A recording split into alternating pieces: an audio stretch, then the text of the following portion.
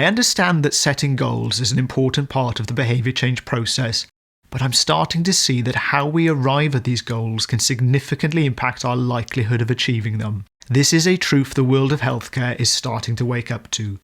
As healthcare practitioners, we must say farewell to the old days of prescriptive advice when it comes to helping people.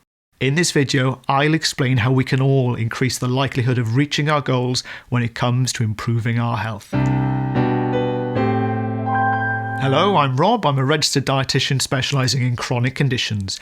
I translate the science of health, nutrition and performance into practical guidance to help you live a healthier and happier life.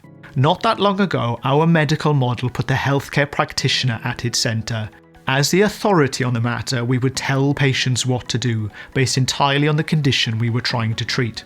However, we are starting to learn this is not always the most effective way of doing things.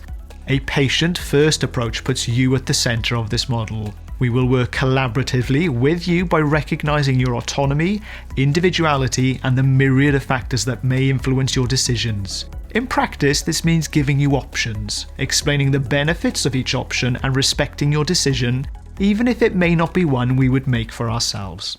Let me put this in context by describing how a typical consultation may go across many different areas of healthcare.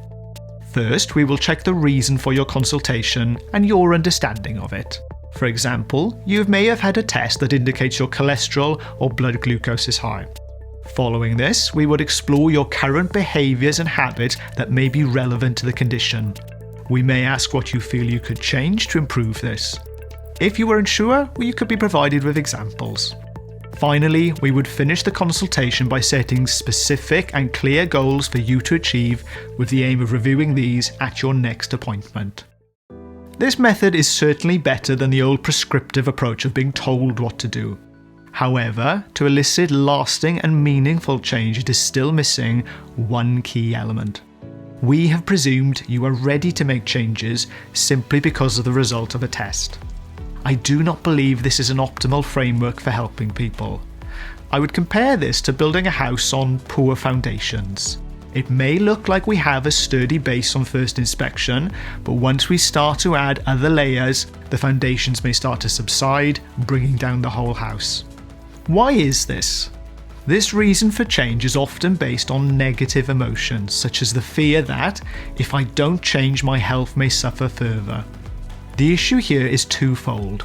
For some, the natural response may be denial, to stick their head in the sand and ignore the issue. For others, they may feel motivated initially, but over time that emotion will become a distant memory, and the motivation attached to it will fade.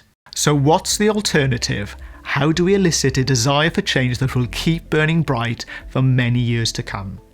We can do this by linking the reason to change to our core values. Values reflect our self-identity and are the motivation behind many of the decisions that we make. When our actions align with our values, we feel good about life. However, we do not necessarily actively engage in behaviours that align with our values all of the time. We may feel something is important to us, but have never stopped to think if our behaviours reflect this. For the purposes of my weight management clinics, we are often looking ways to embed healthy behaviours and habits into our daily routines. If we can link these to our values, we are far more likely to stick with them. Sometimes the link between the value and the desired behaviour isn't obvious, but I'm confident almost everyone has a value that will support it. Clearly defining our values is the first step to implementing these changes. You can do this on your own or through a conversation with a healthcare practitioner such as a dietitian. Let me give you an example of one of my values I hope many of you will be able to relate to. My family are very important to me. In particular, being there to support my daughter as she grows and explores the world is a deeply held value. One of my current goals is to include regular exercise in my week, so let's see if we can link these 2 points.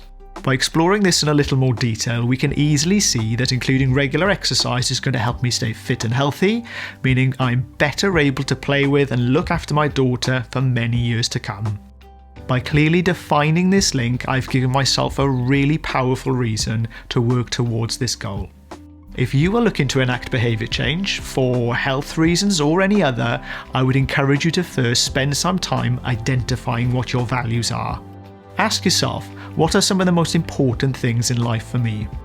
Once you have a clear understanding of what these are, it's not too difficult to start linking potential goals to these values. This will give you the best possible reason for sticking with your goals and reaching them. If you'd like to learn more about setting goals, which would form the next part of this process, check out my video on goal setting for health, which you can find here. And if you're enjoying my content, please consider subscribing by clicking here. And as always, this is your weekly reminder to never stop learning, because life never stops teaching. I'll see you in the next video.